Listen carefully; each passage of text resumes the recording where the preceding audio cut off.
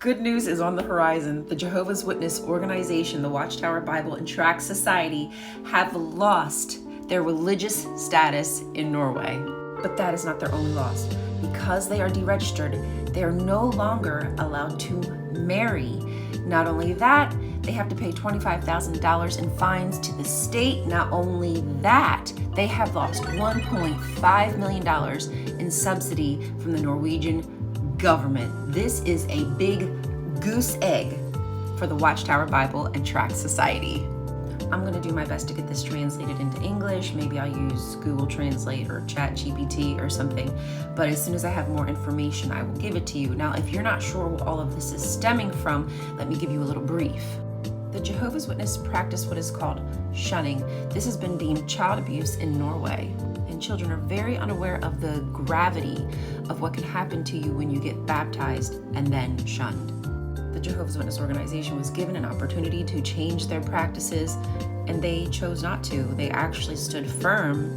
Tony Morris said they will never change their shunning practices, even though technically they claim to be big followers of the law.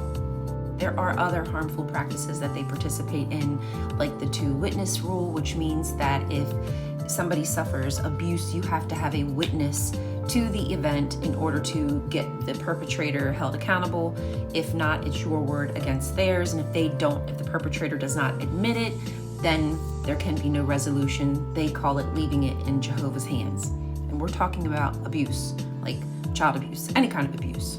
Not only that, Jehovah's Witnesses sacrifice their children to the God Jehovah because they won't allow them to take blood if they need it. And we have to remember that blood isn't just always needed on an emergency basis. Sometimes children are born needing to have a blood transfusion, like my friend James, who I talk to all the time. Thankfully, he lived, but his mother refused to give him a blood transfusion.